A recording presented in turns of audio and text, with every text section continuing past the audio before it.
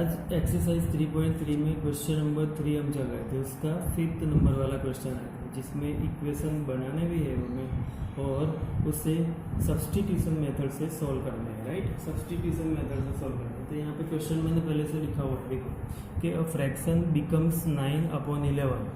एक फ्रैक्शन है जो हमें दिया नहीं है और वो फ्रैक्शन बिकम्स बन जाएगा, क्या हो जाएगा 9/11 if 2 is added to both the numerator and denominator. उसके न्यूमरेटर एंड डिनोमिनेटर में 2 ऐड करो तो वो फ्रैक्शन 9/11 बन जाएगा। If 3 is added to both, अगर 3 ऐड करो दोनों में न्यूमरेटर एंड डिनोमिनेटर में तो इट बिकम्स 5/6, तो वो 5/6 बनता है फ्रैक्शन। तो हमें वो फ्रैक्शन फाइंड करना है। क्या फाइंड करना है? फाइंड करना है। तो फ्रैक्शन फाइंड करना है तो फ्रैक्शन में एक न्यूमरेटर होता है और एक डिनोमिनेटर होता है जो हमें नहीं दिया है। तो हमें वही सपोज करना है कि जब भी फ्रैक्शन फाइंड करना हो तो न्यूमरेटर और डिनोमिनेटर सपोज करना है। तो करते हैं सपोज कि सपोज द न्यूमरेटर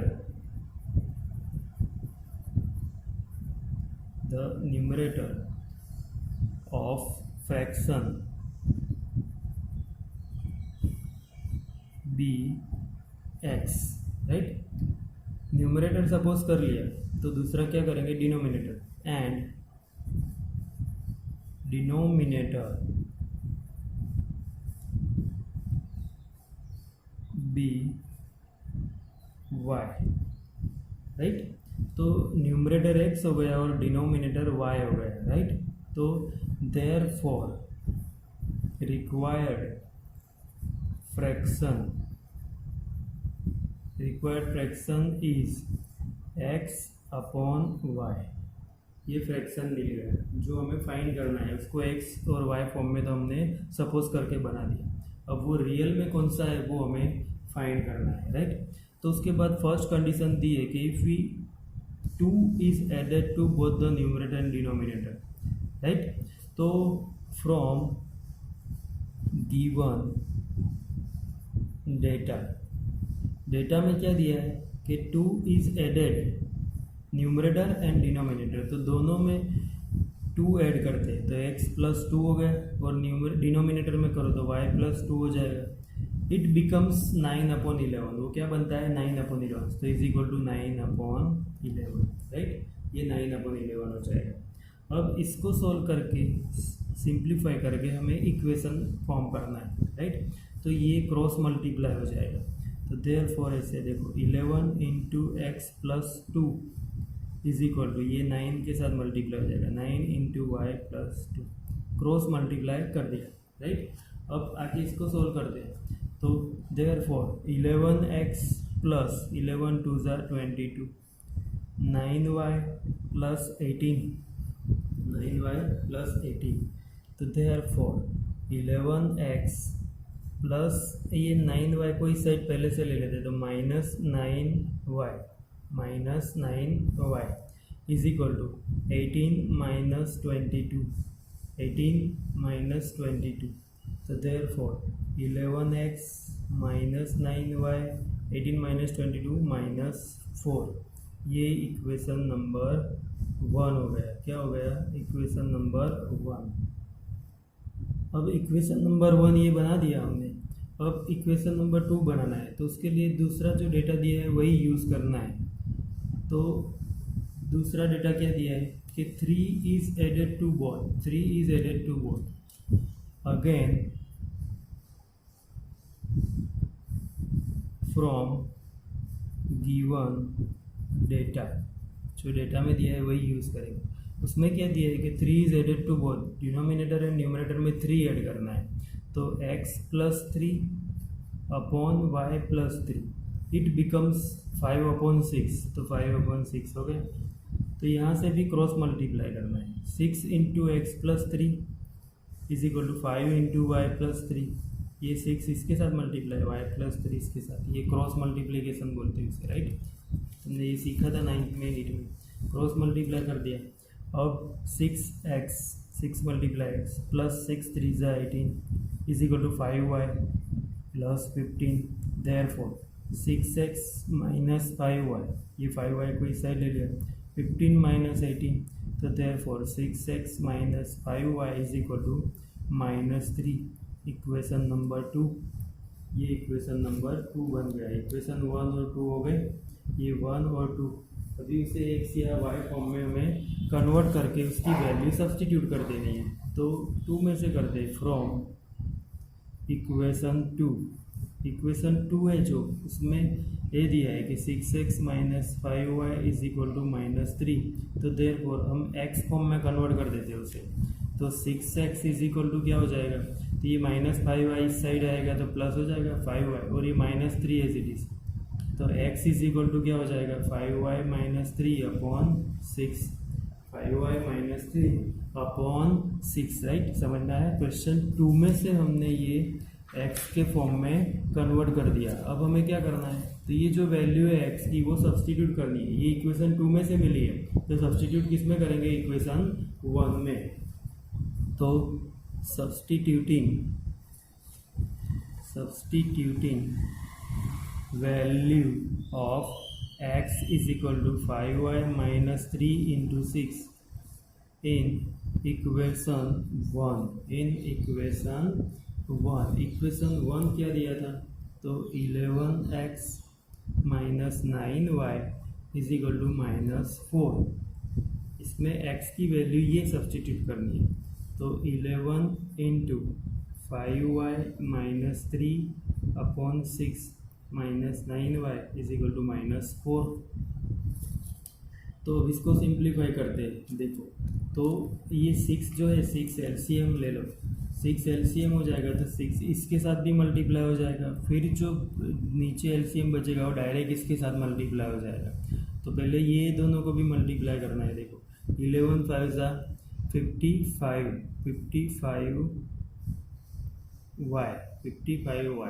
फिर 11 मल्टीप्लाई -3 तो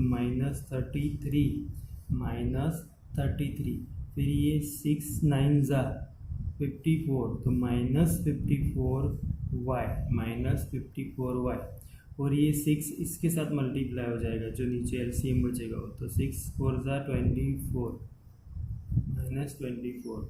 नहीं समझ में आए तो यहाँ ब्रैकेट में लिख देना है मल्टीप्लाइंग बाय 6, मतलब 6 के साथ इसको भी मल्टीप्लाई कर दिया, ये टर्म को भी। तो 6 कैंसिल हो जाएगा, तो बचेगा क्या, 11 5 ज़ा 55, 11 3 ज़ा 33। फिर 6 के साथ इसको भी मल्टीप्लाई कर दिया और इसको भी, सारी टर्म्स को, पूरे इक्वेशन को 6 के साथ एलसीएम था तो मल्टीप्लाई हमने कर दिया, राइट। अब आगे इसको सोल्व करते हैं। देखो तो लाइक टर्म्स क्या है, 55y माइनस 54y, तो इज इक्वल टू क्या हो जाएगा y, और ये इज इक्वल टू -24, ये 33 साइड जाएगा तो +33।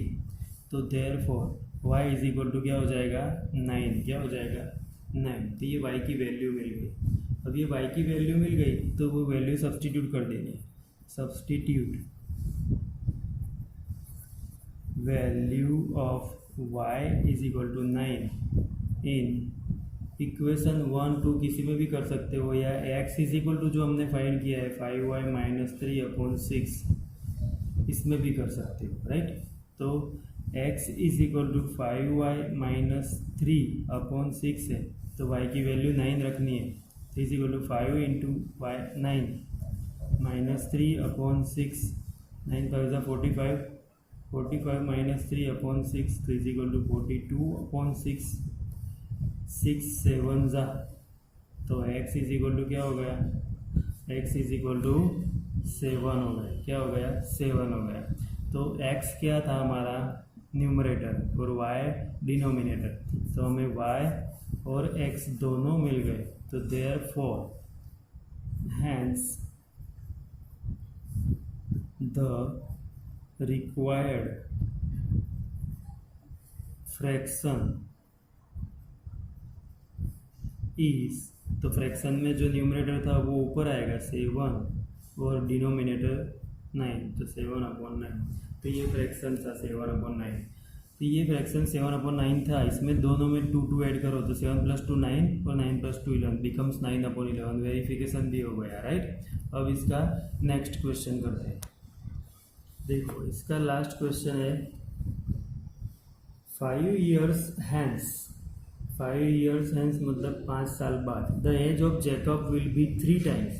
जैकब की जो एज है will be 3 times that of his son. उसके सन की जो एज है उससे 3 टाइम्स हो जाएगी। क्या हो जाएगी? 3 टाइम्स हो जाएगी। 5 years ago 5 साल पहले जैकब्स एज वॉज 5 साल पहले जैकब की जो एज थी वो 7 times that of his son. उसके सन की एज से कितनी थी? 7 टाइम्स थी। तो what are their present ages? तो हमें दोनों की प्रेजेंट एजिस मतलब अभी जो एज है वो फाइंड करनी है। तो जो फाइंड करना है प्रेजेंट एजिस वही हम सपोज करेंगे, राइट। तो ये क्वेश्चन लिख लेना है तुम्हें, फिर मैं सॉल्यूशन करता हूँ। देखो तो सॉल्यूशन में लिखते हैं सबसे पहले कि सॉल्यूशन में इसमें क्या लिखेंगे? सबसे पहले जो हमें सपोज करना है तो क्या सपोज करोगे? तो प्रेजेंट एज। तो suppose the present age of Jacob be x years, ये सपोज कर दिया, राइट। अब and present age of his son, इसकी भी एज सपोज कर देनी है, be Y years. X and Y years हमने सपोज कर दी, राइट। अब सबसे पहले कंडीशन दी है 5 years हैंस। 5 years हैंस मतलब 5 साल बाद। तो 5 years हैंस ऐसे लिखो या आफ्टर 5 years लिखो तो भी चलेगा, राइट। तो द एज ऑफ जैकब की प्रेजेंट एज एक्स है, तो 5 years के बाद उसकी क्या हो जाएगी? Will be x plus 5। Present अभी x है तो 5 साल बाद 5 years प्लस हो जाएंगे, तो x plus 5 years, right. x plus 5 years ये हो गई। एंड एज ऑफ ही सन, 5 साल बाद उसका जो सन है उसकी एज क्या हो जाएगी? तो उसकी अभी प्रेजेंट क्या है? y है। तो आफ्टर 5 years उसकी भी क्या हो जाएगी? Will be y plus 5 years, y plus 5 years, right. अब डेटा में दिया है फ्रॉम गिवन डेटा कि 5 साल बाद की जो एज है इसके सन की एज कितनी है? y प्लस 5 और जैकब की x प्लस 5। बट ये दोनों के बीच का रिलेशन दिया है कि 5 years के बाद जो जैकब की एज है वो 3 टाइम्स है, इसकी जो सन की एज है उससे 3 टाइम्स है। तो इससे 3 टाइम्स ये बड़ा है, मतलब इसको 3 से मल्टीप्लाई करना है। तो दोनों क्या हो जाएंगे? इक्वल। इक्वेशन बनाने के लिए दोनों को इक्वल करना है, तो इसको 3 से मल्टीप्लाई कर दो तो ये भी 3 टाइम्स हो गया, ये तो ऑलरेडी इससे 3 टाइम्स था, तो ये इक्वेशन बनेगा। तो therefore x plus 5 is equal to 3y plus 15। 3y 3 5 जा 15। देयरफॉर x माइनस 3y, ये minus 3y is equal to 15 minus 5, ये 5 इस साइड ले लिया। Therefore x minus 3y is equal to 10। ये इक्वेशन नंबर 1 बन जाएगा। क्या बन जाएगा? 1। तो इक्वेशन नंबर 1 लिखते हैं, राइट। अब उसके बाद क्या कंडीशंस दिए? तो 5 years अगो, तो अगेन 5 years अगो, तो 5 years अगो, तो अभी जो प्रेजेंट एज है वो उसकी क्या है? x। तो 5 साल पहले क्या हो जाएगी? तो the age of Jacob was x minus 5 years। अभी x ईयर्स है तो 5 साल पहले उसके 5 माइनस करने पड़ेंगे, पहले जाना है तो x minus 5 years। And age of his son was y minus 5 years, y minus 5 years, right.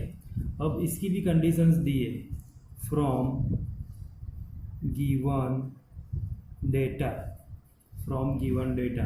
तो y माइनस 5 ये एक एज है और x माइनस 5 ये एक एज है, राइट। बट इसकी कंडीशंस दी है कि 5 साल पहले 5 years अगो जो जैकब की एज थी वो इससे 7 टाइम्स थी। क्या थी? 7 टाइम्स। तो इसको 7 से मल्टीप्लाई करना है, फिर इसको सोल्व करके इक्वेशन 2 मिल जाएगा। x minus 5 is equal to 7y minus 7 5 35, right.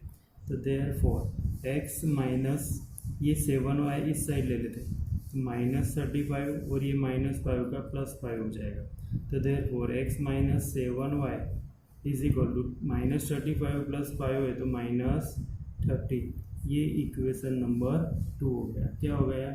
Equation number 2 हो गया। अब ये दोनों इक्वेशन को सब्स्टिट्यूशन मेथड से सॉल्व करके दोनों की अब इक्वेशन 1 और 2 में से हमें फ्रॉम इक्वेशन 2, तो इक्वेशन 2 क्या था?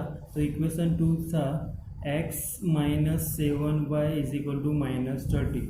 तो देयरफॉर यहाँ से हमें इसे x फॉर्म में कन्वर्ट करना है। तो x इज इक्वल टू क्या हो जाएगा? ये माइनस 7y इस साइड जाएगा तो प्लस हो जाएगा 7y माइनस 30। ये x की फ्रॉम इक्वेशन 2 में से हमने x की वैल्यू फाइंड कर दी। यही वैल्यू इक्वेशन 2 में से ऑप्टेन की है तो कहाँ सब्स्टिट्यूट करेंगे? इक्वेशन 1 में, राइट। तो substituting value of x is equal to 7y minus 30 in equation 1। Equation 1 क्या था? तो equation 1 is x minus 3y is equal to 10। इसमें ये x की वैल्यू रखनी है। तो x यहाँ है तो x की जगह पे क्या रख दोगे? 7y minus 30 minus 3y is equal to 10। तो देयरफॉर ये 7y minus 3y 4y is equal to 10 और ये माइनस 3 इस साइड ले लो तो प्लस 30 हो जाएगा। माइनस 30 का प्लस 30 हो गया। तो therefore 4y is equal to 40। Therefore y is equal to 40 upon 4। तो y इज इक्वल टू 10, 4 10 जा तो y इज इक्वल टू 10 हो गया, राइट। अब y की वैल्यू मिल गई, अभी x की हमें फाइंड करनी है। तो y की वैल्यू मिलने के बाद हम substituting value of y is equal to 10 in x की जो हमने अभी वैल्यू बनाई थी ये इसमें रख देंगे। तो x is equal to 7y minus 30। तो इसमें वैल्यू रखो तो क्या मिलेगा? We get 7y minus 30 x is equal to दिया है, right. x is equal to क्या दिया है? हम इसी में वैल्यू रखते हैं। तो x is equal to 7 into 10 minus 30। Therefore x is equal to क्या हो जाएगा? 70 minus 30। Therefore x is equal to 40। x is equal to 40। तो ये हो गया सॉल्यूशन। x की वैल्यू भी मिल गई। तो हैंस x किसकी वैल्यू थी? जैकब की। तो the present age of Jacob and his son are 40 years and 10 years respectively, right। ये रिस्पेक्टिवली मतलब ये जो है वो जैकब की और ये इसके सन की। तो अब इसका वेरिफिकेशन करना हो तो क्या करोगे?